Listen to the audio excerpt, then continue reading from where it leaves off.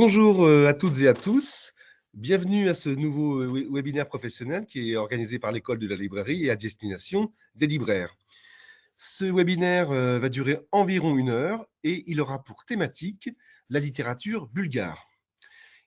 Il s'inscrit dans le cadre du projet Archipelagos et est organisé en partenariat avec l'association Atlas et avec l'Agence régionale du livre de la région PACA. Donc, je vais vous inviter à poser des questions par écrit, hein. Elles seront centralisées et nous aurons le temps, hein, on prendra le temps d'y répondre en fin de présentation. La rediffusion du webinaire sera disponible à compter de lundi, début de semaine, restons toujours prudents, en tout cas lundi normalement, et pour une durée d'1 mois. Donc, je vais pouvoir accueillir Marie Vrina Nikolov. Merci de cette invitation qui me fait très plaisir. Oui, bonjour Marie. Donc Marie Vrina Nikolov, vous êtes traductrice, vous êtes spécialiste de la littérature bulgare, mais euh, pouvez-vous nous en dire davantage à la fois sur votre parcours, mais aussi sur vos missions? Oui, alors effectivement, je suis traductrice littéraire depuis, on va dire, 1985, puisque c'était ma première traduction. Et sinon, j'enseigne la langue et la littérature bulgare. Je co-dirige aussi un master de traduction littéraire à l'INALCO. Et c'est vrai que, à la fois, donc, enseigner, transmission par l'enseignement, réflexion sur la littérature bulgare et réflexion sur ce que c'est aussi que le traduire, la traduction. Et traduire, tout cela se nourrit. Alors, comment devient-on enseignant et de littérature bulgare et traductrice de bulgare? Je vais vous le dire, c'est très simple, par l'autostop. Oui, oui, Euh, il y a une anecdote. voilà. C'est-à-dire qu'effectivement, bon, quand j'avais 13 ans, nos voisins, on habitait près de Blois, nos voisins ont pris en stop un couple qui était bulgare. Alors nous, on ne savait pas où était la Bulgarie. J'imagine aussi que peut-être un certain nombre d'entre vous, d'entre nous, ne sauraient pas la placer très exactement. En tout cas, donc elle est bien à l'est, au bord de la mer Noire. Et ce qui s'est passé, c'est que quand j'ai entendu donc cette langue parlée par ce couple, je ne pourrais pas dire ce qui s'est passé, mais quel imaginaire ça a éveillé en moi, un imaginaire de son, un imaginaire euh, d'intonation et un imaginaire aussi d'un lointain. Donc en 73, en pleine période communiste.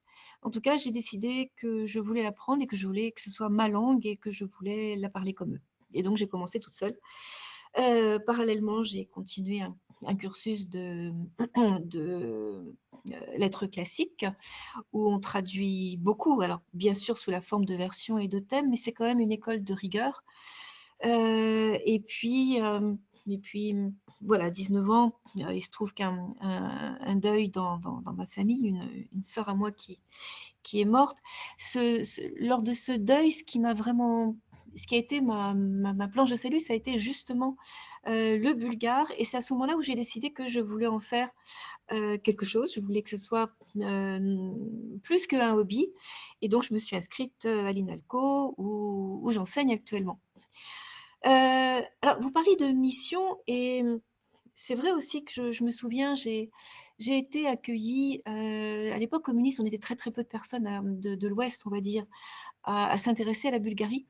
Et j'ai été tellement accueillie, tellement chaleureusement par des gens qui étaient prêts. Enfin, un voyage, je me souviens, on était avec mes parents et voilà, un problème, on ne savait pas où aller.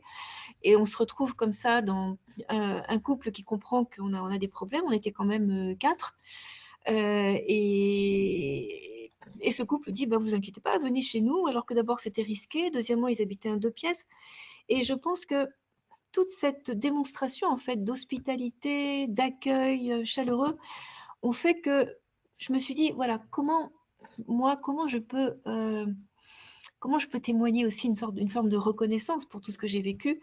Eh bien, en faisant connaître cette langue, en la transmettant, en faisant connaître cette littérature par la traduction.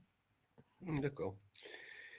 Euh, je, je vais vous demander, en fait, là, c'est vrai qu'on connaît, vous parlez de la géographie de la Bulgarie, et c'est vrai que c'est une littérature et une histoire littéraire qu'on connaît assez peu. Est-ce qu'on peut avoir quelques repères comme ça de façon assez synthétique, hein, en quelques minutes. Je sais que c'est un exercice difficile, mais est-ce qu'il y a des dates de la littérature bulgare ou de la culture bulgare qu'on peut retenir pour nous, lecteurs et libraires français? Alors, déjà, je pense que ce qui est intéressant, et c'est ce que j'ai fait dans un livre qui s'intéresse à l'histoire de la traduction en France et en Bulgarie. Ce qui est intéressant, je pense, c'est de se rendre compte que finalement, les premiers écrits dans la langue qui est le vieux slave, dans sa version bulgaro-macédonienne, on va dire, eh bien, c'est le 9e siècle. C'est-à-dire que c'est quasiment le même moment aussi Ah oui, que les premiers textes en France. oui, c'est ça, oui. Ouais, ouais. Alors, donc c'est Cyril et Méthode qui ont inventé le premier alphabet glagolitique, même pas le cyrillique d'ailleurs, pour écrire cette langue slave qui n'était pas parlée au début, mais qui était absolument commune à tous les peuples slaves. Et je passe sur ces détails dans une Europe qui est en proie aux luttes d'influence en fait entre les différentes églises, hein. Et ce qui fait que les disciples de Cyril et Méthode trouvent un accueil dans le royaume de Bulgarie qui venait justement de se convertir au christianisme. Et c'était une rencontre au bon moment. Je parlais d'un kairos, dans la mesure où ces disciples-là cherchaient un endroit où pouvoir justement continuer l'œuvre d'évangélisation, de traduction, donc des textes dits sacrés vers le vieux slave. Et le royaume bulgare, lui, cherchait à affermir son pouvoir justement par une langue, une culture et une religion unique. Donc tout ça commence au IXe siècle. C'est donc sur les territoires bulgares que finalement cette littérature écrite en vieux slave fleurit d'abord. Et puis après, ce qui se passe, c'est que la Bulgarie au XIVe siècle, de 1396 jusqu'à 1878, la Bulgarie, comme la plupart des territoires balkaniques, va devenir une province ottomane. 500 ans, quoi, 5 siècles, quasiment. Oui, Ouais. exactement, 5 siècles. Alors, ça veut dire aussi qu'on a, étant donné que l'Empire ottoman était multiculturel, multilinguiste, multireligieux, il n'y avait aucune langue n'était interdite. Aucune langue n'était imposée non plus, mais c'est vrai que les langues circulaient beaucoup. Mais en tout cas, le dénominateur le plus important à cette époque-là, c'était la religion. Et je pense que c'est une des raisons qui explique que l'enseignement pendant très longtemps, je dirais jusqu'au début du 19e siècle, l'enseignement était soit un enseignement religieux et assez sommaire, on va dire, soit en grec pour les élites comment dirais-je, urbaines, et c'est sans doute ce qui fait que, et puis la mainmise quand même de l'Église orthodoxe, tout cela fait que les territoires, en tout cas européens de ce qu'on appelait la Turquie d'Europe, n'ont pas connu les grands courants culturels qui ont agité la Mmh. partie occidentale et qui étaient liés finalement à la religion. Réforme contre réforme, baroque, machin, etc. Et donc, finalement, la littérature reste assez religieuse, écrite dans une langue qui ne correspond pas du tout à la langue parlée, puisqu'elle est écrite encore une fois, jusqu'au 19e siècle. C'est écrit dans une langue qui est un slave d'église, une sorte de slavon, et ce qui veut dire que les textes ne sont pas accessibles. Déjà que le taux d'alphabétisation n'était pas très élevé. Mmh. Donc, ce qui est très important, c'est aux alentours de la construction de l'État-nation, avec, là, on commence effectivement à développer des écoles laïques avec un enseignement beaucoup plus diversifié. Et puis, il faut aussi attendre qu'on ait suffisamment de journaux, voilà, la presse périodique est très importante avant que des livres paraissent. Et finalement, on peut parler d'une littérature moderne qui se construit avec les genres traditionnels connus en Europe, c'est-à-dire roman, poésie, théâtre, critique, etc., à partir de la deuxième moitié du 19e siècle. D'accord. Ouais. Euh, ce- Ensuite, on a un sentiment qui évidemment qui n'est qu'un sentiment, qui n'est pas une réalité, parce que peut-on avoir du retard, peut-on rattraper un temps quand il s'agit de littérature? Non, bien entendu, mais en tout cas, c'est dans le discours des élites, ça revient beaucoup. Et on voit au XXe siècle je dirais jusqu'aux années 40, ce désir de rattraper. Et donc, on a déjà pour moi, c'est les années, au début du XXe siècle qu'on peut parler d'un vrai champ littéraire au sens de Bourdieu, hein. Et donc on a aussi des courants modernistes, expressionnistes, symbolistes, etc. Et puis donc en 44, eh bien, coup d'État qui amène les forces de gauche au pouvoir, le 9 septembre 44, à la faveur de l'entrée de l'armée rouge dans le pays. Et en 47, on a déjà la mainmise du parti, toute cette vie culturelle qui était absolument foisonnante, enfin, que je trouve très intéressante dans l'entre-deux-guerres, bah, ça disparaît. Les maisons d'édition sont privatisées, D'accord. et cela jusqu'en 1989. D'accord. Et donc oui, là, on arrive sur la période contemporaine, on peut l'appeler comme ça, enfin, extrêmement contemporaine. Et là, comment ça se passe en fait en Bulgarie, à la fois bah, la littérature, hein, parce que on sait qu'il y a des dates, hein, là, il y a un roman qui a lancé un peu cette littérature bulgare contemporaine. Et comment ça se définirait un peu le livre en général en Bulgarie? Enfin, à la fois la littérature, mais aussi au sens plus large, comment vous voyez la production en fait, des livres en Bulgarie? Alors, il y a des choses assez étonnantes, parce qu'il faut quand même se dire que la Bulgarie actuellement, c'est à peu près 7 millions d'habitants. Oui. 7 millions d'habitants, ça, je ne me rends pas bien compte de ce que ça veut dire en termes de lecteurs et de lectrices. Mhm. Mais voilà. Or, j'ai découvert en faisant des petites recherches que 6 000 maisons d'édition étaient enregistrées, Ce ce qui qui me est, paraît énorme. euh, Euh, Depuis peut-être 2-3 ans, en tout cas, les statistiques que j'ai vues, c'est environ entre 10 et 12 000 nouveaux titres par an. ce qui est énorme. Beaucoup, hein. La proportion est énorme, oui. Oui. Voilà. Alors, après, je pense que ça peut être intéressant. Là, j'ai pris des petites notes parce que moi, je suis quelqu'un des lettres et pas vraiment des chiffres. Mais je crois il est intéressant, effectivement, de se rendre compte que, alors, pour ce qui est des domaines, c'est à peu près un tiers de littérature au sens restreint, Ouais. un tiers de littérature scientifique et ce qu'on appelle la vulgarisation, avec un intérêt très prononcé ces dernières années pour tout ce qui est l'histoire, les mémoires, donc du côté de la non-fiction, aussi de la psychologie et aussi du folklore. Donc une sorte voilà, apprendre qui on est, à la fois Oui. en tant que société, en tant que culture et en tant que soi-même. Et puis derrière, après, eh bien, il y a les manuels scolaires, évidemment, et la littérature jeunesse qui me semble moins développée, mais je pense que voilà, c'est temporaire qu'en France. Peut-être parce que c'est un pays qui se rajeunit pas beaucoup. C'est peut-être un pays qui sera. Il y a peut-être une histoire Ça, c'est sûr. démographique, oui, de statistiques de l'enfance, peut-être, hein. Mais, C'est sûr, mais il y a quand même, il y a un souci en tout cas d'accord.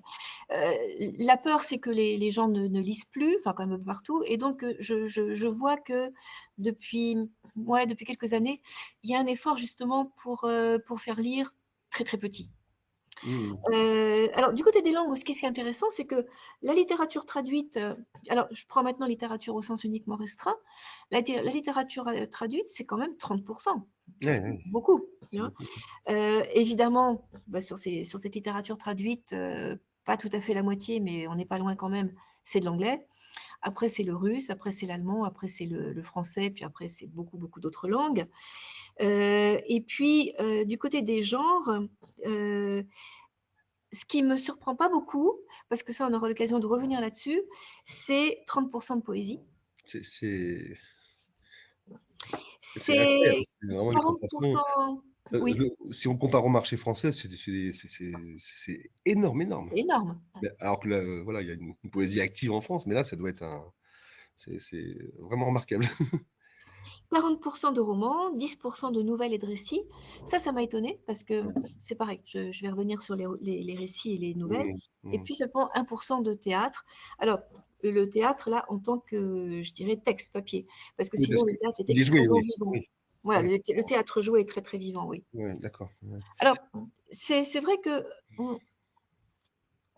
ce qui s'est passé, c'est qu'il y a eu très peu de dissidents. Je reviens à l'époque communiste pour expliquer un petit peu mieux la période contemporaine. Il y a eu très peu de dissidents en Bulgarie.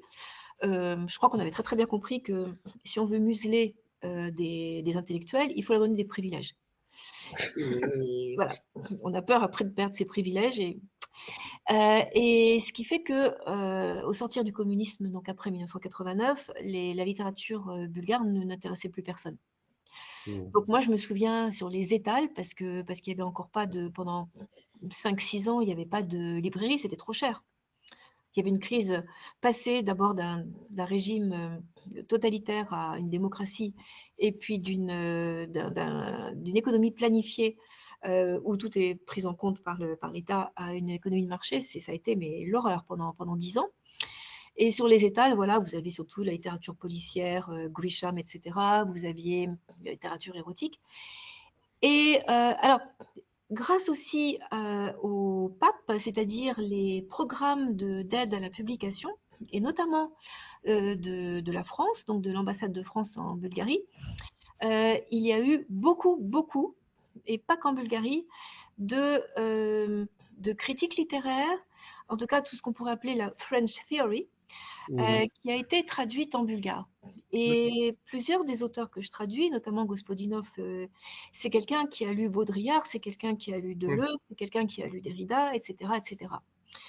N'oublions pas d'ailleurs qu'on doit une partie de ce qui est French Theory, on la doit aussi à un bulgare, à deux bulgares. Ah, Todorov et Kristeva. Voilà, tout à fait. C'est ça, oui. Oui, parce que pour la petite histoire, Stepan Todorov a fait connaître les formalistes russes qui ont une importance considérable dans la linguistique et le structuralisme Dans français. le Donc, structuralisme, c'était absolument. la note. J'ai, j'ai- j'ai une question. On va continuer sur ces aspects-là, mais il y a dans le public, il y a une question qui est la suivante, c'est est-ce qu'on retrouve ces proportions dans les traductions, en fait? Je pense dans la littérature, dans les textes importés.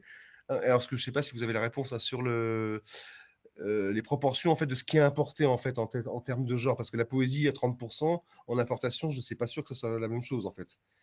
Mais ça, peut-être que vous n'avez pas la réponse, hein, c'est peut-être pas forcément, Non, c'est pas un marché facile peut-être à capter quoi. Mais je n'ai pas la réponse. Je pense que pour ce qui est de la poésie, on continue à traduire des grands poètes très connus du monde. Et par exemple, la question est extrêmement pertinente, hein, parce que bien c'est sûr. vrai aussi que Thomas Eliot, par exemple, est quelqu'un qui a été très très important pour beaucoup de poètes et même de romanciers actuels en D'accord. Bulgarie, ou bien Emily Dickinson, ou Bien. bien, oui. Mais c'est vrai que là, je suis désolée, j'ai pas. Non, non, mais il Oui. y a c'est très bien d'avoir cette question-là. Oui, donc, pardon, on revient donc, on est là, on est dans les années Non, 90, mais la French voilà. Theory, voilà, et peut-être que ça annonce aussi quelque chose sur la production romanesque, en fait, ou artistique. Alors, bah, ce qui se passe, c'est que dans les années 90, où moi, donc, je vivais, enfin, j'ai vécu en Bulgarie à partir de 94, et donc je suivais ça, j'étais un peu désorientée parce que par rapport à tout ce qui, euh, toute la littérature, comment dire, de l'époque que j'avais lue ou que j'avais traduite. Alors, quand même, il y a un auteur, je dirais, qui était à la charnière et qui a été très important, c'est Victor Paskov, avec, Ah, vous qui avez maintenant d'ailleurs est quasiment un classique, bien sûr, et le voilà. avec voilà, Balade pour Georg Hennig qui fait partie des programmes scolaires en Bulgarie, Oui. et puis donc Allemagne conte obscène qui a été réédité par le Typhon.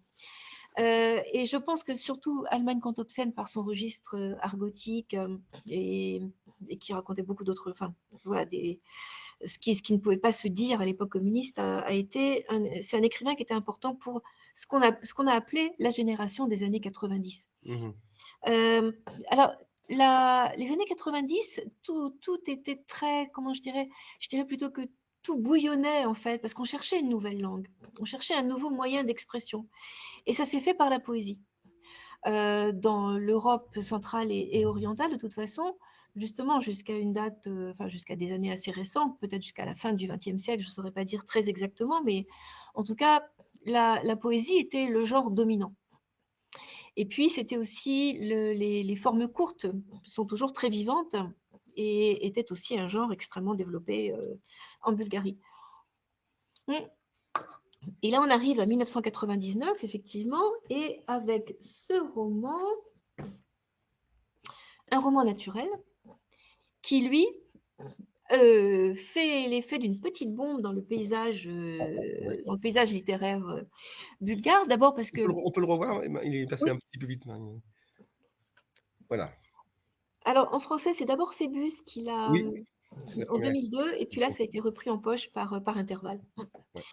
Hem, D'abord parce que c'est un auteur qui déjà, on n'avait pas d'intrigue. On n'avait pas d'intrigue définie. L'histoire, qui est assez autobiographique d'ailleurs, c'est, un narrateur qui essaie de décrire, son divorce. Divorce qui correspond d'ailleurs, je dirais, avec, le divorce de la Bulgarie par rapport au régime communiste. Et donc, on a bien cette imbrication qui est toujours très présente chez Gospodinov de la petite histoire personnelle dans la grande histoire collective. Mmh. Et comme il n'arrive pas à parler de ce divorce, eh bien, on a plein de digressions. Et comme il aime le dire, il introduit en contrebande de la poésie dans ses romans, de la narrativité dans ses poésies, etc. L'introduction en contrebande de la poésie. Pardon? Le mot l'introduction en contrebande de la poésie, Oui, qui restera toujours le genre chassé de la cité, hein. oui, Marrant. la contrebande, oui. Mmh.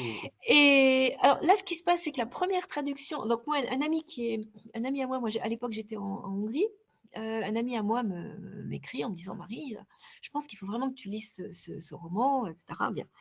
Et ce qui s'est passé, c'est que la première traduction était donc, une traduction en serbe Mmh. et la mienne était la deuxième. À partir du français, eh bien ça il y a eu, en Italie, en Espagne, en Angleterre, en Allemagne, et cetera, bien. Et donc déjà, un roman naturel, voilà, il a changé la donne, Oui. dans la mesure où ça a été un succès d'estime, mais vraiment donc à l'étranger. Et ce succès d'estime, suivant, ce qui a été très, très bien décrit par Pascal Casanova dans La République mondiale des lettres, Mmh. et bien évidemment, le prestige à l'étranger rejaillit donne une légitimité à l'intérieur. Et là, beaucoup d'écrivains se sont dit: «Ah, alors si on veut être traduit, il faut écrire des romans». Parce que D'accord. à l'Ouest, on préfère les romans. Eh oui. Et donc là, ça a été déjà le commencement d'un changement à l'intérieur du système générique. OK, d'accord. Juste, j'ai une précision là de quelqu'un du public là, que je trouve vraiment intéressante. À propos de la littérature jeunesse, là, on a une précision et qui nous apporte, un élément intéressant de réflexion. C'est que donc je lis, hein, tout simplement la note, hein, je me permets. «La chute du mur a entraîné des difficultés à former les illustrateurs. La littérature jeunesse en a pâti, mais elle a survécu. Aujourd'hui, vous avez des grands noms de la littérature, des grands noms en littérature jeunesse contemporaine, des autrices et auteurs primés au niveau national et international, des illustratrices formées en Bulgarie et ailleurs qui participent au renouveau de la littérature jeunesse bulgare en Bulgarie. Je crois qu'il y avait une sorte d'un. Il me semble qu'il y a un. Je suis désolé, j'improvise mon. C'était ça. Donc voilà, la précision. Merci pour la précision. Je bah, maintenant, si on revient en France, comment on peut analyser la réception de la littérature bulgare en France, tout simplement? Et si oui, bon, qui est assez récente, si j'ai bien, pu comprendre, Alors pendant très longtemps, j'étais vraiment désespérée. Non, mais c'est vrai, oui. parce que j'avais le sentiment que, pourquoi? Alors à part la balade donc pour Georg Hennig, là c'est Tsvetan Todorov qui me l'a fait découvrir et qui a trouvé l'éditeur, donc les éditions de l'Aube. Ah oui. Mais ensuite, il fallait bien que je me débrouille comme une grande. Et j'avais des textes qui pouvaient attendre, 5 ans, 6 ans, Ouais, 7 ouais, ans. ouais. Quand, alors petite anecdote aussi, je me souviens quand, j'ai commencé à démarcher donc, un roman naturel. En fait, un roman naturel, j'ai tellement aimé que je l'ai traduit en entier, sans avoir de sans savoir encore à qui, Ah oui, oui, c'était fallait le faire, quoi. Oui, d'accord. je l'ai refait, je crois. Mais Voilà, quand je on en crois à un parlera tout à l'heure. livre. J'anticipe un peu parce que votre besoin et d'amour de la traduction, vous allez en parler après. Peut-être que là, ça aussi annonce cette façon aussi d'entrer dans la traduction, mais je le laisse en suspens, ça. D'avoir heu, traduit comme ça, je pense que ça participe aussi d'un. bah, très vite, c'est vrai que chez moi, la traduction, c'est une nécessité intérieure, c'est ma Ouais, manière à moi d'écrire finalement. Et puis deuxièmement, c'est vrai que je suis une privilégiée. Je suis professeure d'université, d'accord, donc oui, oui. je ne vis pas de la traduction. Mmh. Voilà. Bon, on va en reparler tout à l'heure de toute façon sur le. Hem et donc, alors un roman naturel, oui, je me souviens, c'est donc Phébus le prend. Mmh. J'avais aussi demandé à Actes Sud, et cetera. Actes Sud, par exemple, ils m'ont répondu, ils ont mis 2 ans pour me répondre. Ils m'ont Mmh. répondu 1 an après la parution, un roman Ah, naturel, ce qui veut dire qu'il ne savait même pas qu'il était paru, en me disant que malgré les qualités indéniables, patati patata, malheureusement, ça n'entrait pas dans leur catalogue. Bien. Et donc, en fait, pendant très longtemps, c'était la littérature bulgare, on ne fait pas. Et là, franchement, moi, ça me désespérait. J'avais l'impression que j'étais au marché finalement, puis qu'on me disait ah ben non, les haricots, on ne fait pas. Donc, ce manque d'intérêt, puis je me disais mais enfin, les textes que je traduis, en quoi sont-ils moins intéressants que par exemple un Gadaré ou que, enfin, voilà, que... oui, parce que l'ouverture sur la littérature de l'Europe de l'Est ou sur les Balkans était déjà là dans les années 80-90. Absolument. Donc, Alors, surtout, sans doute, on va dire polonaise et tchèque, ne oui, serait-ce que oui, oui, grâce à bien sûr. Kundera, etc. Mais Bien sûr. voilà. Et je ne comprenais pas. Non, mais, Alors, après, c'est vrai. Philippe Roth avait fait son bouquin, Parlons Travail. Il était allé en Europe de l'Est pour interviewer tous les grands maîtres qui l'avaient influencé. Donc on avait un intérêt du côté occidental et américain. Oui, tout à fait, oui. Après, parce que Alors ils après, avaient- c'est vrai aussi que ce qui s'est passé, c'est que donc moi, en attendant d'avoir mon poste à l'INALCO, j'ai été attachée de coopération, donc j'étais 4 ans en Bulgarie, puis 4 ans à Budapest, puis 2 ans encore en Bulgarie. Et c'est vrai que, vous voyez, en étant partie de 94 à 2002, c'est un moment où Google, il a commencé en 2000. Et c'est Ah vrai oui, que là, l'internet pour se refaire un carnet d'adresses, se refaire un réseau en fait, hein, se refaire un réseau d'éditeurs, Google, ça a été formidable, mais ça n'existait pas. Je me souviens par exemple, j'ai pris une semaine, je téléphonais, à l'époque, il y avait encore les numéros de téléphone dans les annuaires des éditeurs. Donc j'étais en Bulgarie, j'ai téléphoné, j'ai réussi à caler 5 ou 6 rendez-vous sur une semaine. dans Je suis une cabine téléphonique. non, quand même de la maison. À la maison. En 2002, et là, j'ai été Ouais, très, très bien accueillie par les éditeurs, mais encore ouais, fallait-il avoir accès à eux, ce qui n'était pas facile. bien sûr. Bref, donc, encore une petite anecdote. Moi, je me souviens, enfin, jusqu'à il y a 4 ans, 3-4 ans, je disais à mes étudiants, je mourrais en traductrice heureuse de traduire, mais en colère contre les éditeurs. Eh bien, c'est plus le cas. Je suis toujours heureuse et je ne suis plus en colère.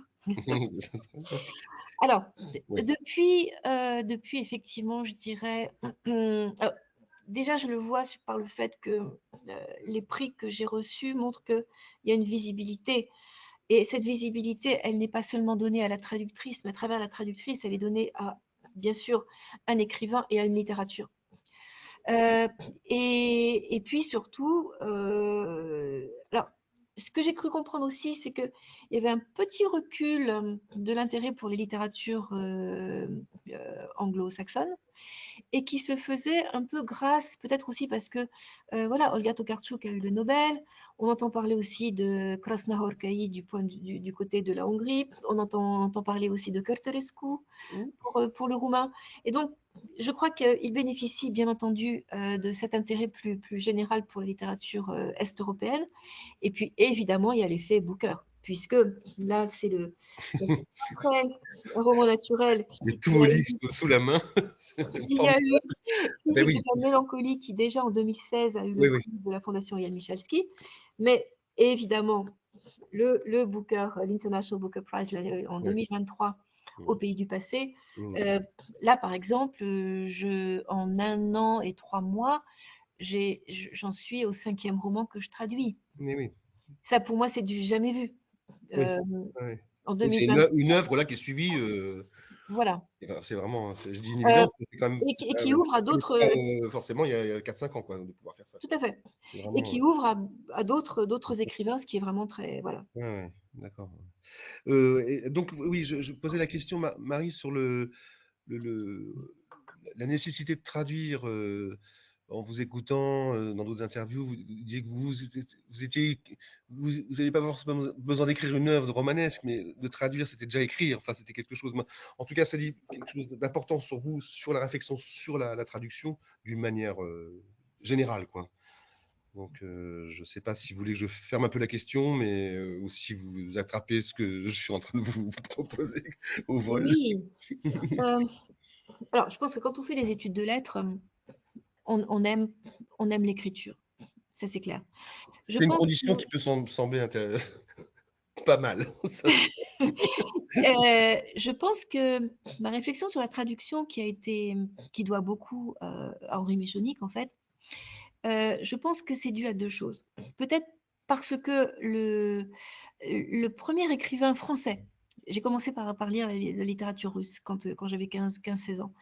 Le premier écrivain français que j'ai lu et que j'ai vraiment aimé, pour moi, ça a été une révélation, c'est Proust. Et donc, Proust, c'est une école de rythme. C'est une école aussi comment dire, quand après on me dit, mais le français n'aime pas les phrases longues, le français n'aime pas les répétitions, etc. Mais c'est pas vrai. D'abord, le français, moi, je sais pas ce que c'est. Le français, ça n'existe pas en tant qu'entité comme ça. Le Pourtant, français, il y a certains qui ont une bonne idée de ce que c'est apparemment. Enfin bon, oui, tout aussi malheureusement. vrai qu'il soit. J'aurais envie de leur dire, mais lisez Oui. la lettre de Chamoiseau à ses traducteurs. Et la lettre de Chamoiseau à ses traducteurs, c'est qu'il faut explorer le français dans toutes ses potentialités, y compris celles qu'on a oubliées, y compris. Et donc, moi, voilà, j'essaie d'explorer. D'un côté, pardon, il y a donc un Proust qui m'a beaucoup, qui a beaucoup agi sur moi.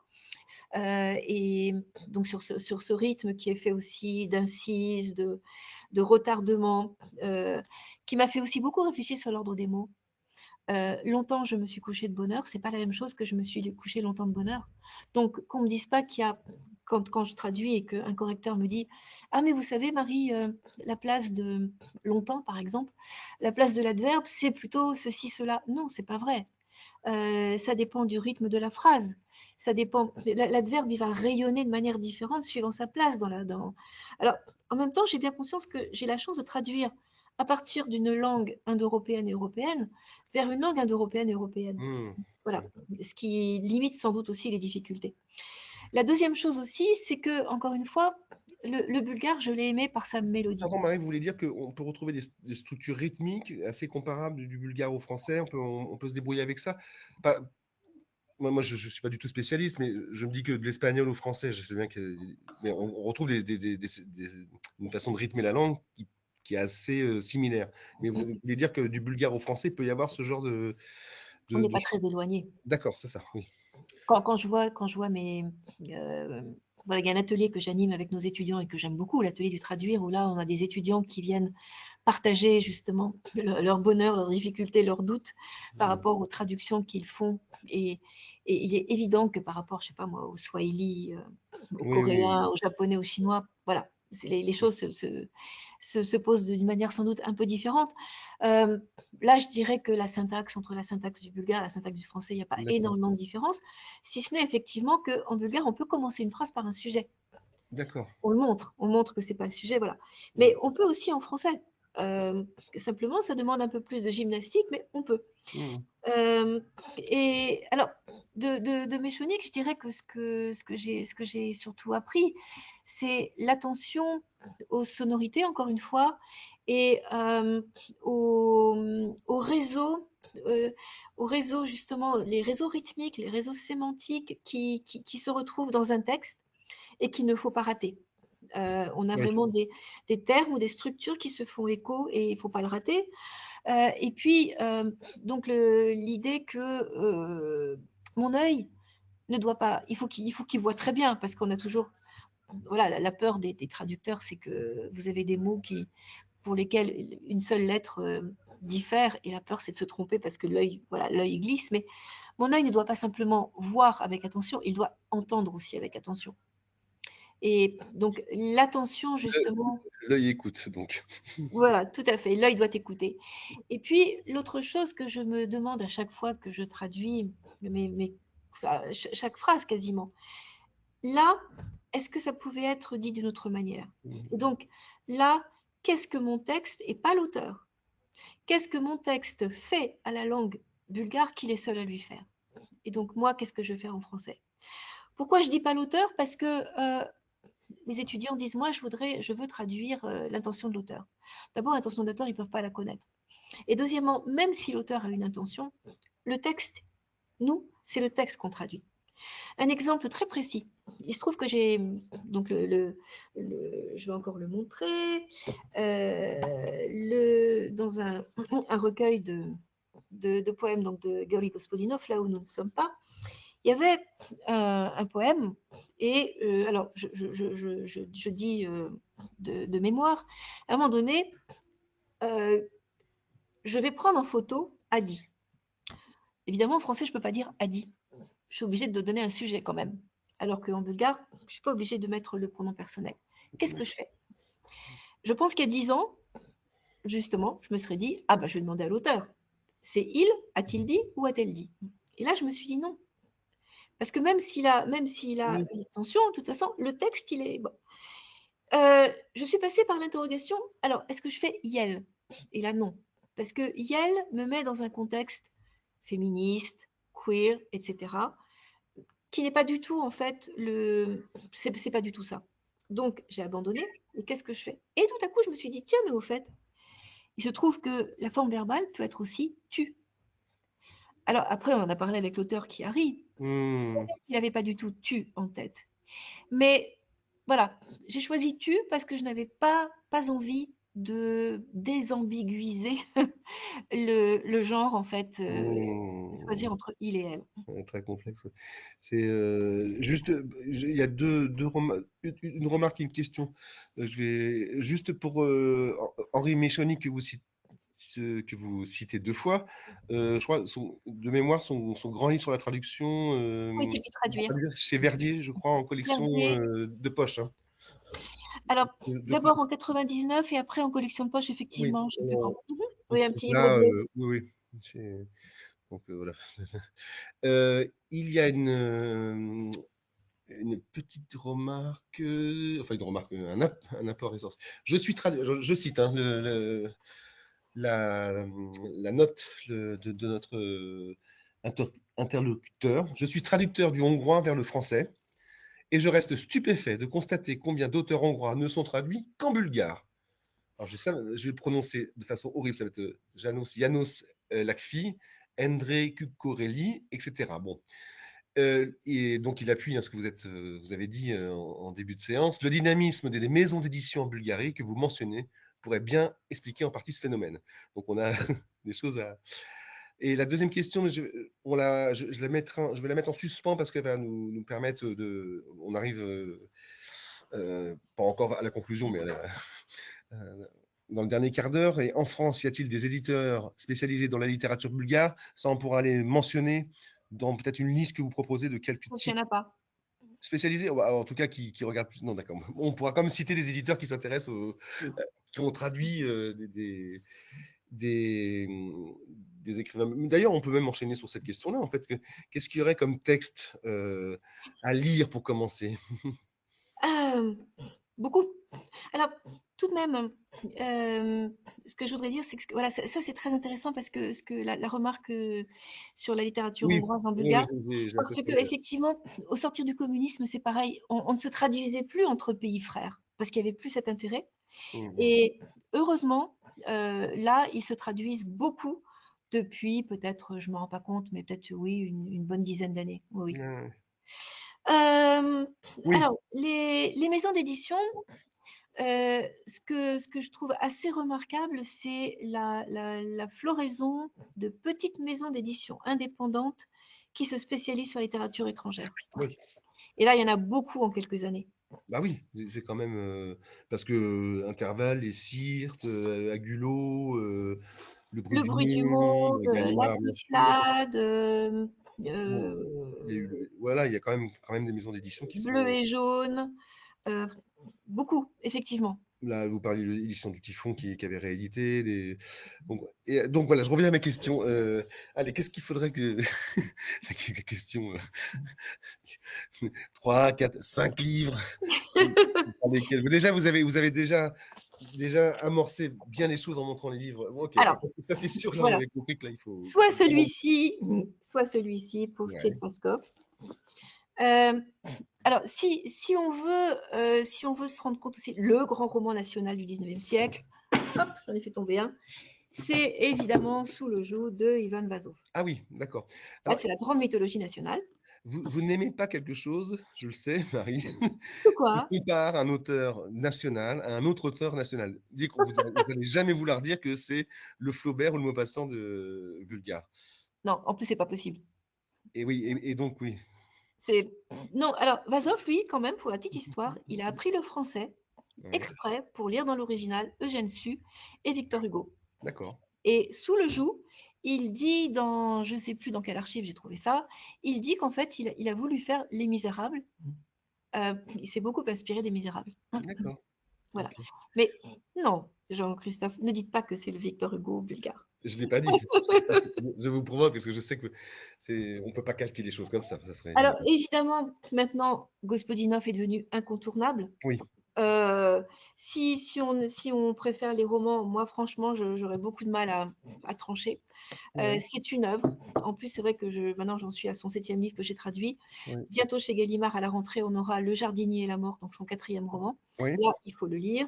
Donc, mais je crois que je les avais déjà Oui, mais montrés. c'est pas grave, hein. Voilà, L'Alphabet des femmes aussi. Alors là, c'est un recueil de nouvelles. Oui, je vois Arléa, oui. Arléa.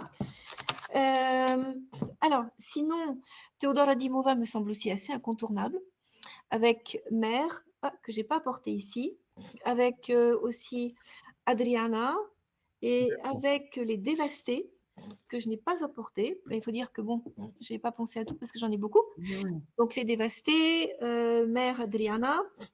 Ça, c'est un livre qui est très intéressant et pour l'écriture et très courageux parce qu'il brise des tabous Oui, sociétaux bulgares, Vierge jurée oui, de René Carabache. René, ayant commencé comme poète, poétesse, elle aussi fait du poème d'accord. dans ce récit. C'est vraiment à lire. Et la maison d'édition, c'est quoi? Alors, malheureusement, elle n'existe plus. Ah oui. C'était Belleville Ouais. qui après était Tropisme, mais qui n'existe plus. Ça, c'est Bon. bien dommage. Ouais. Sinon, ça, c'est aussi un livre qu'il faut lire, qui a été un coup de cœur des libraires. Maria Kasimova-Moissé, Ah oui, Rhapsodie balkanique. oui. Donc, réédité en poche, C'est au CIRT. Édition des CIRT, hein, il me semble. c'est les Sirtes. Oui. Si on aime, alors Les Doux, moi j'aime beaucoup ce texte pour son écriture, Les Doux de Engel Ighoff, paru chez Intervalle, qui revient sur le 9 septembre 44, donc la manière dont les communistes sont venus au pouvoir, le tribunal populaire qui a été mis en place et qui a envoyé dans les camps à la mort beaucoup de personnes, mais avec une narration qui est vraiment assez extraordinaire, une Donc, polyphonie, si on s'intéresse à la fois à la littérature bulgare et à l'histoire de la Bulgarie, c'est un livre Les Doux, qui donne des clés, hein, ouais, ouais. tout à fait. D'accord. Vraiment, pour l'histoire contemporaine, oui. Ok. Alors, si on aime les policiers et un peu une dystopie, Le sourire du chien policier, La caverne vide Ah oui. de Dimana Tronkova, où en même temps c'est très politique, puisque ça lui permet de s'en prendre au nationalisme de tous bords. Ils sont chez Intervalle également, oui. Voilà, c'est chez Intervalle. Voilà, ça fait déjà pas mal. Moi, je vous avais dit, ouais, je vous demandais 3 4. Merci, Marie. Bon, de toute façon, on retrouvera ces références, hein, tout ça, mais en tout cas, ça donne des bonnes entrées pour découvrir. Bah, en fait, une littérature qui est peut-être pas encore tout à fait riche comme traduite comme vous le voulez, mais enfin quand même il y a déjà quoi faire. Si on parle au libraire, commencer à faire remplir des rayons, quoi, de Ah créer oui. l'assortiment, d'enrichir l'assortiment. Une question. Bah, là il est 4h moins le quart, on arrive dans le quart d'heure des questions, hein, pour le public. Donc la première là que je vois, est-ce qu'on retrouve des thématiques propres à la littérature bulgare? Aïe. Euh, alors, moi, j'ai vu un peu effectivement comment dire, des thématiques qui ont changé au cours depuis la chute du mur. Euh, D'abord, on est revenu justement sur la période communiste. C'est un petit peu d'ailleurs ce que fait Allemagne contre Obscène, par exemple, hein, mais pas que. Et puis, après, après c'est un petit peu compliqué. Et je vois que c'est une thématique qui a été laissée de côté, mais qui est revenue avec Les Doux, par exemple, ou avec Théodora Dimova, Les Dévastés. Donc, ce retour sur cette période communiste et essayer aussi de l'expliquer par la période précédente. Après, je dirais que ce sont j'ai l'impression, moi, que les écrivains, en fait, comment dire, sentent de manière plus aigu peut-être que d'autres, les grandes problématiques à la fois historiques et sociétales qui nous agitent et les peurs. Ouais. Parce que quand même, c'est assez étonnant de voir que le pays du passé, euh, il a été écrit en 21, donc avant la guerre Ukraine-Russe, Ouais. mais il y a déjà ça qui est Ouais. en filigrane. De même aussi avec les dévastés finalement de Teodora Dimova. De toute façon, l'impression que j'ai, c'est que du fait de l'Europe centrale et orientale, ce sont des pays relativement, en tant qu'État-nation, qui sont relativement jeunes. Vous l'avez dit, prononcé État-nation pour la Bulgarie, je ne sais plus si la date vous l'avez donnée, moi en tout cas je l'ai. 1870, après Oui, oui, c'est ça, voilà. 1878, Oui, hein, après les après autres, voilà. les Ottomans, on les sait. Et donc, comme ce sont des pays qui sont nés d'empires éclatés, empire russe, empire austro-hongrois, Mm. et puis empire ottoman, c'est des pays qui étaient traversés donc par le le multi-tout, multilinguisme notamment. Et puis tous les bouleversements historiques, puisque on sait par exemple, il y a un texte que j'aurais pu citer qui est assez drôle, même si c'est tragique, ça m'échappe, de Angèle Wagenstein. Mince, comment le flûte. C'était, voilà, si on met Angèle Wagenstein, Zulma Oui, l'a repris en poche, d'accord. et on voit bien que voilà, tous ces pays, ils ont connu des frontières qui ont été mouvantes, etc. D'où aussi un intérêt très particulier pour l'histoire. Ouais. Et puis aussi, ce que je disais pour un roman naturel qu'on retrouve dans toute l'œuvre de Gospodinov, c'est l'imbrication de la petite et la grande histoire. Euh, dans Vierge jurée ou bien Maria Kassimova Moissé, il y a aussi toute, je dirais, un- si je dis un plaidoyer, c'est trop grossier parce que la littérature n'est pas faite pour faire des plaidoyers, mais en tout cas, une sensibilité à la tolérance pour les différences de genre, les différences de religion, les différences de culture.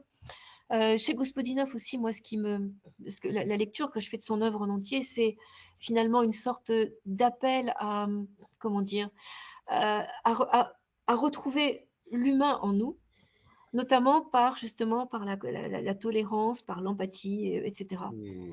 Donc ce sont des thèmes qui évidemment, je pense que dans les sociétés qui ont connu donc un régime totalitaire, il y a des signes, quand on les sent avant les autres. Ouais. Et donc, toutes les frayeurs que nous avons maintenant, et Dieu sait si on a matière à avoir peur, je pense que c'était déjà en filigrane depuis plusieurs années chez les auteurs de l'Est, pour Ouais. le dire comme ça. Mm.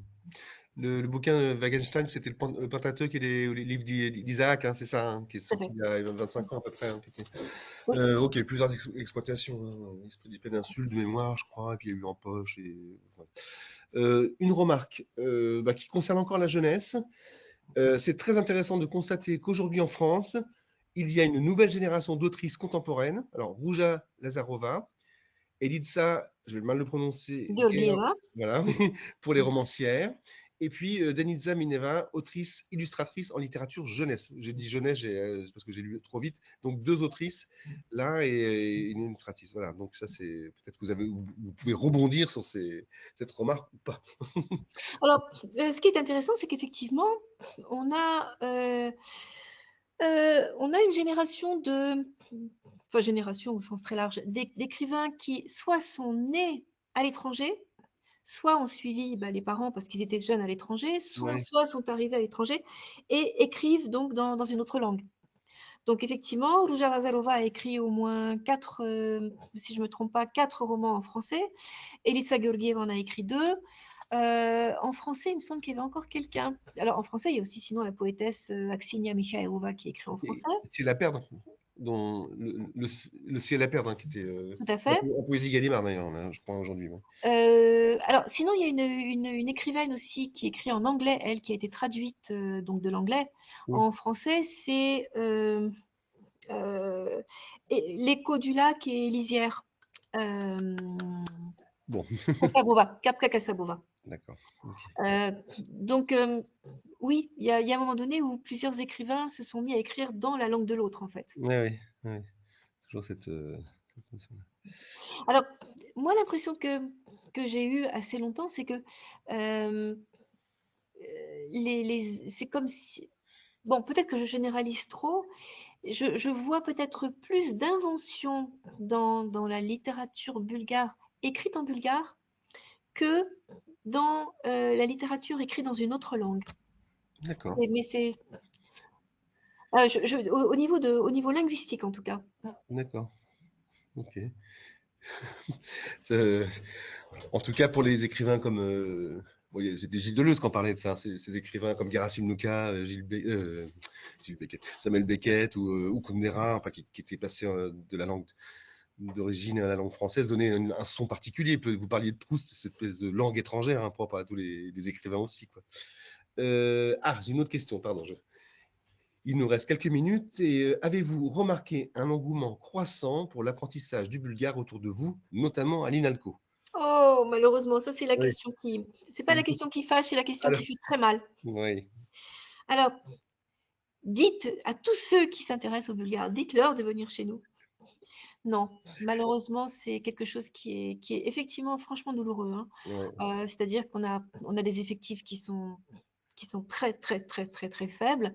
Et puis alors, vous savez que maintenant, enfin non, vous savez pas, mais nous sommes comme toutes les universités maintenant. Pendant longtemps, on a été épargnés par ça, mais nous passons, enfin les étudiants passent par Parcoursup. mais oui, Et ce qui veut dire que, eh bien, on est peut-être leur choix Z. c'est ça, ouais. Euh, et donc, arrivent chez nous des étudiants qui ne sont pas forcément très, très, très motivés pour le bulgare, malheureusement. Ou bien ceux qui sont motivés pour le bulgare, c'est parce ils ont de la famille. C'est de la J'ai rien famille. contre. Mais ça veut dire que si on n'a pas de racines, entre guillemets, Mmh. on n'a pas de famille, on ne s'intéresse pas au bulgare, c'est quand même malheureux. Je vais on va, on va mettre de côté cette question-là. Une question plus générale, hein, qu'en est-il des jeunes traducteurs? Là, ça concerne la traduction en général et ça nous fait rejoindre aussi le propos de ces webinaires, ce cycle de webinaires. C'est qu'en est-il des jeunes traducteurs à l'INALCO Alors, qui travaillent? euh, les jeunes traducteurs de n'importe Oui, je quelle pense langue, hein. qu'on l'apprend comme ça. Oui. Là, voilà, Là, comment ça ce ce qui me métier, fait en fait, hein, comment il se crée, quoi, enfin, comment s'apprend, quoi. Ce qui me fait très plaisir, c'est de voir qu'on a des anciens étudiants ou des étudiants actuels qui commencent déjà à se faire connaître. Je pense par exemple à Chloé Billon, qui Mmh. est une traductrice extrêmement, extrêmement active pour le domaine du serbe, monténégrin, croate. Mmh. Bon. Mmh. Euh, mais là, par exemple, on a une étudiante qui n'a même pas encore terminé son M2, qui est en train de terminer son M2, qui est chargée de cours chez nous, du laiton. Et le livre qu'elle a traduit, par exemple, c'est lui qui a eu le prix européen de littérature. Ah oui. La rivière de le prénom, je ne sais plus, Vinogradova. Mmh. Et donc traduit par Louise de Brisson. Euh, et en fait, on s'aperçoit, oui, on a pas mal maintenant de jeunes traducteurs, enfin de jeunes qui commencent très bien. Oui. Euh, alors, avec ma collègue Nathalie Carré, on a monté d'ailleurs un prix de traduction à l'INALCO, Ouais. mais évidemment, ne peuvent pas y concourir ni les collègues ni les étudiants de l'INALCO parce qu'il y aura un conflit d'intérêts. Mais ça permet aussi ça nous permet de voir les jeunes talents parce on a beaucoup de. Je pense par exemple à quelqu'un qui est aussi passé par chez nous. Il y a deux Clara. Clara Nisoli avec le grec, Clara Villain avec le grec. Ce sont de jeunes traductrices qui se font vraiment remarquer et qui sont Mmh. très bonnes. D'accord. Bah, on va conclure. Pour conclure, je vais arriver à poser ma question. C'est quelles sont les parutions en 2025 là qu'il faut remarquer Alors, qu'est-ce qu'on va pouvoir aller voir en librairie? donc le dernier Gospodinov chez Gallimard, Oui, ça, voilà, c'était hein, à le la rentrée jardinier et la en mort. septembre, hein, ouais. Pardon, C'est pour la rentrée de septembre, c'est ça? Ou j'ai mal c'est compris? pour la rentrée. D'accord, Tout à OK. fait. Oui, Je pense que ça va être aussi peut-être pour la rentrée aux Argonautes, oui, le ministère des rêves. oui. Euh, alors, Minanoff. oui, Momchil Milanov, tout à fait. La Peuplade a un texte que j'aime beaucoup. C'est un très jeune auteur qui est de la minorité turque de Bulgarie. Ouais, Donc lui s'appelle Buran Kerim et le titre c'est Le garçon à la lavande. Ça fait 4. Au bruit du monde de Johanna Elmi. Elle, c'est Né, Nees, Né coupable. ouais. On en est à combien là? 4. 4. Alors, 5, j'en parce que non, il y avait le jardinier à la oui, mort qui allait marcher. j'oublie. Oui, et j'oublie quand même, je pense que ça va être aussi 2025 Ouais. chez Agulot, Ah oui, Caravane pour Corbeau. Corbeau. Pareil, d'une très jeune autrice qui vit à Amsterdam et qui est de la minorité turque bulgare. D'accord. Ok, il nous reste 2 minutes. J'ai vraiment une question là, je sens très orientée. La Ah, littérature jeunesse assimilable à de la nouvelle est-elle admise au prix de la traduction INALCO? la littérature jeunesse? Oui, assimilable à la nouvelle. Bon, je pense que c'est une question un peu orientée, mais bon, Alors, je sais pas comment ça marche le prix INALCO en fait. Comment vous avez, quel est le fonctionnement en fait? euh, nous avons, pour l'instant, nous nous restreignons parce qu'il faut savoir quand même que nous sommes que 2 enseignantes-chercheuses avec beaucoup, beaucoup, beaucoup de travail à côté. Nous Mhm. n'avons pas de secrétariat pour ça, nous faisons tout nous-mêmes. Donc, voilà, déjà, en général, on reçoit 30-35 livres. Ah oui. Ils ne peuvent nous être, oui, qu'on demande en 3 exemplaires parce que c'est lu par 3 personnes différentes. Et ensuite, lorsqu'on arrive à la shortlist de 5 titres, eh bien, on a des collègues donc, qui font le travail de mise en perspective avec l'originel. Sinon, ce ne serait pas un prix de traduction. Pour l'instant, c'est uniquement romans et nouvelles. En effet, littérature jeunesse, non, tout simplement parce que là, ce serait un flot, en fait, un flot de Oh, traduction qu'on ne pourrait pas maîtriser, nous. ok. Eh bien, Marie, on arrive au terme de ce webinaire. Est-ce que vous avez quelque chose à ajouter avant qu'on conclue, puis que dire merci à tout, au public hein, pour ces questions. Là, j'ai senti qu'il y avait de la passion pour ces questions bulgares, en fait. Eh bien, moi, ça me rend vraiment très, très heureuse. Oui. Parce que j'ai eu le sentiment, encore une fois, je me répète, hein, que la littérature bulgare n'intéressait pas grand monde jusqu'à voilà, jusque récemment. Ouais. Donc, voir qu'effectivement cette littérature suscite Mm. l'intérêt, suscite aussi qu'elle touche, qu'elle agit sur le public, ça me fait vraiment très, très plaisir. Et, et c'est vrai que c'est aussi très, très émouvant quand on a ce genre de retour, parce qu'on se dit, voilà, moi, encore une fois, donc je traduis parce que je suis une traductrice heureuse de traduire, Ouais. je ne peux pas ne pas traduire, mais si en plus je peux communiquer une partie de ce bonheur, de ce refuge, comme je dis, hein, à d'autres, vraiment, ça me fait très, très plaisir. Bon, en tout cas, c'était très communicatif. Je J'espère. confirme, Marie. Le prochain webinaire, j'ai fourché, vous allez me dire pourquoi. Le prochain webinaire aura lieu le 6 mars, un jeudi, donc à la même heure, à 15 heures, consacré cette fois-ci à la littérature polonaise avec Anna Bilos, donc dans un mois. Et puis, je rappelle à toutes et à tous que ce webinaire connaîtra son apogée, nous l'espérons. En tout cas, c'est bien parti pour ça, vu le nombre d'inscrits avant qu'on ait communiqué pour pardon, Colloque. un colloque, oui, mais je cherche un terme un peu prétentieux, quoi. Une université d'été, on va dire, qui aura lieu les 2 et 3 juillet prochains autour des questions de la traduction et de l'édition de textes traduits en général. Ça aura lieu à Maison-Alfort, hein, près de l'école, à Maison-Alfort, dans une salle de théâtre. Voilà. Eh bien, merci beaucoup. Il est 15h59, voire 16h même. On peut se dire à bientôt. Merci beaucoup, Marie. Merci à vous.